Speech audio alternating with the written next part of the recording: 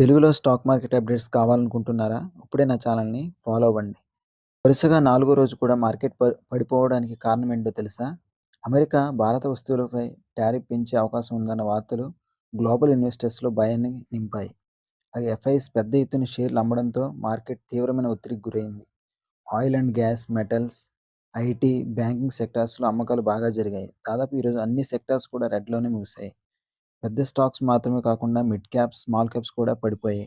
అంటే మార్కెట్ విస్తృత బలహీనత ఉందని అర్థం. ఈరోజు ఒక్కరోజే ఇన్వెస్టర్స్ 8,00,000 క్రోర్ నష్టాన్ని చవిచూడాల్సొచ్చింది. సో, దీనివల్ల నిఫ్టీ 263 పాయింట్స్ డౌన్ అయ్యి 25,876 వద్ద నిలిచింది. అలాగే సెన్సెక్స్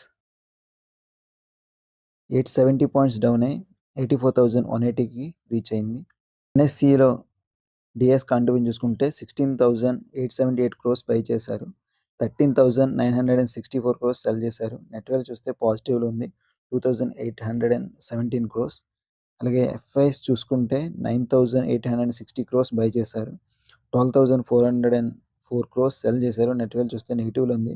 -2,544 క్రోర్స్.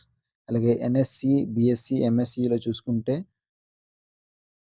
డిఐఎస్ 18,707 క్రోర్స్ బై చేశారు. 15,006 క్రోర్స్ సెల్ చేశారు. నెట్ వాల్యూ చూస్తే పాజిటివ్‌లో ఉంది. 3,701 క్రోర్స్. అలాగే ఎఫ్ఐఎస్ చూసుకుంటే 11,090 క్రోర్స్ బై చేశారు.